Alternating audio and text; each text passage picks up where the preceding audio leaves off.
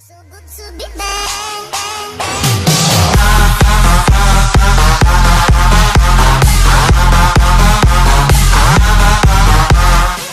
Hey, what's going on YouTube? This is Team FRU. We have another deck profile from Dirk. What do you have for us, man?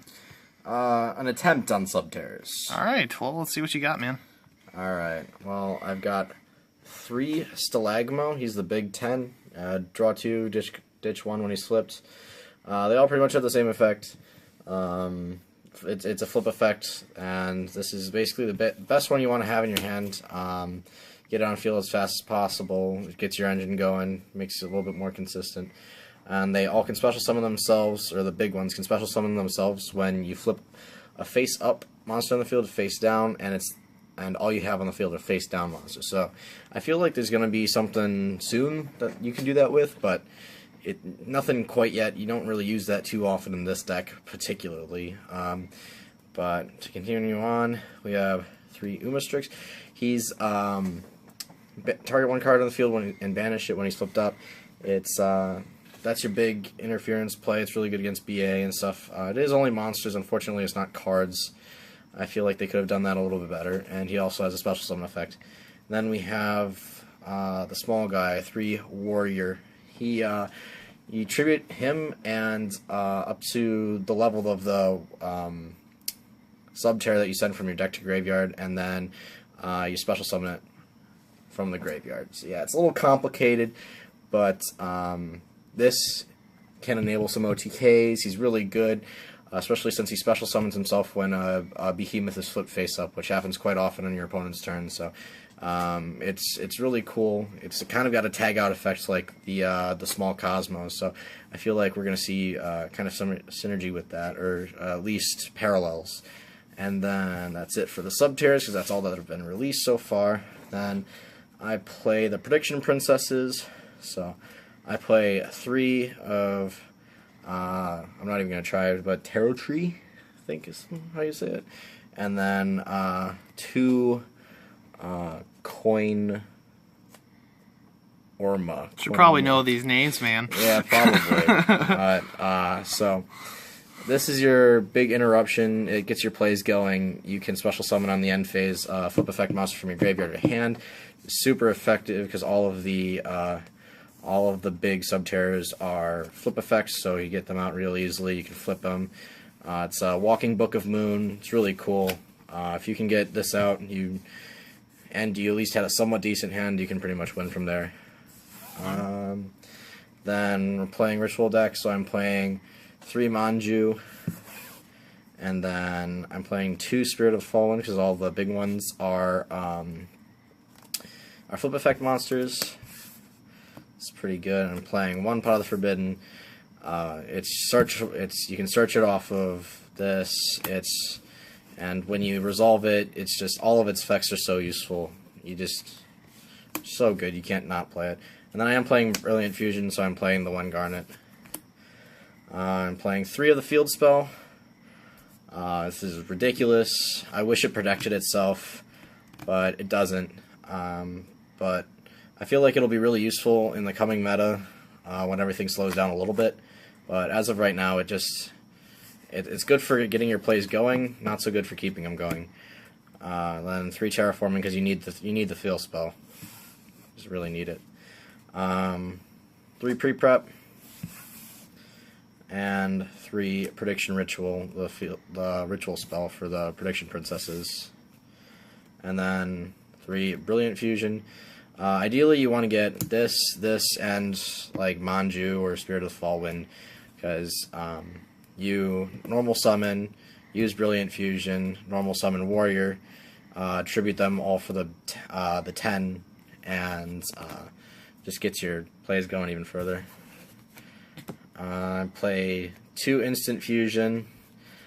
Yet again, you need this card and something else, which is the biggest problem with this deck, is that you need this and something else. A lot of the times you only have this in your hand and not enough to tribute for it, so you can't get your plays going. So just as many things as you can to special summon. And then I play a Rhoda and an Upstart. No traps, because this deck is already not consistent at all. And then You really only go into 2 cards from the extra deck. You don't use it that much.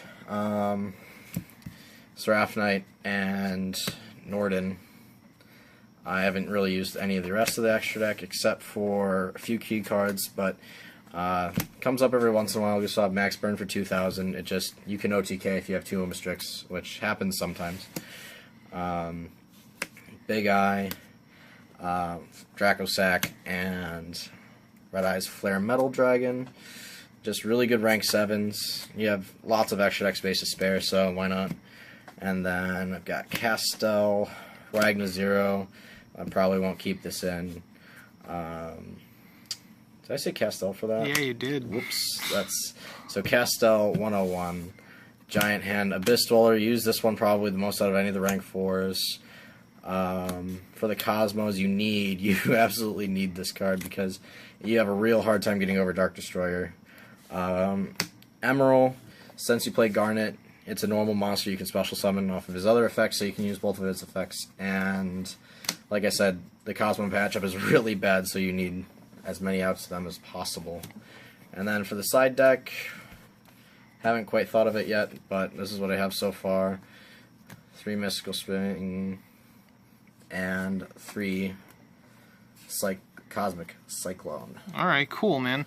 So, when it comes to this deck so far, I mean, obviously there's not very much support for it. At the YCS and Nationals and stuff, they kept pushing this deck, and I was like actually quite annoyed by it because they're like, "Oh, you just haven't, we haven't found a way to use Protection Princess yet. Here, you really use this? Wink, wink, nudge, nudge." Obviously, it does work pretty well, but what do you think are the big fatal flaws of this deck? Just the starting plays, because if you don't open some key cards, like if you don't open Brilliant Fusion and like the Nemesis Warrior, or if you don't open pre-preparation of rights or something like that, you literally set and pass. It's which is quite annoying because everything right now has removal. They can get rid of your set card. It's not like they're gonna run into it without knowing what it is.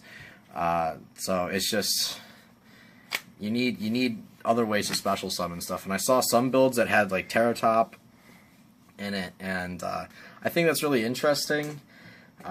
Personally, I don't like the rank 3 engine, but I haven't, like I said, we're putting a little bit more thought into it. We thought about putting the Malefic in there because all you have to do is banish the card from the extra deck, and obviously you'd only play 1, so it'd be just a way to get a big monster on the field. But,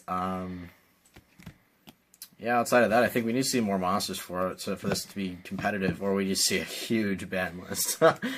Okay, alright, so is there any specific monster effect, or a spell, or a trap, something this deck really needs to put it up to speed?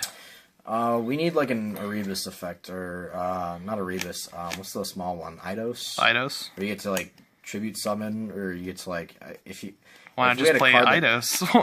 Well, if we got a card that said that, except, like, you can set a card or something, maybe, but I don't think playing the Monarchs are the way to go. Just, it would kill the consistency so much and distract from the big value, or, like, the main point of the deck, which is, flip summon. Alright. So... Alright, well, that was Subterrors with Dirk. If you liked the video, please like, comment, and subscribe. This is Team FRU signing out.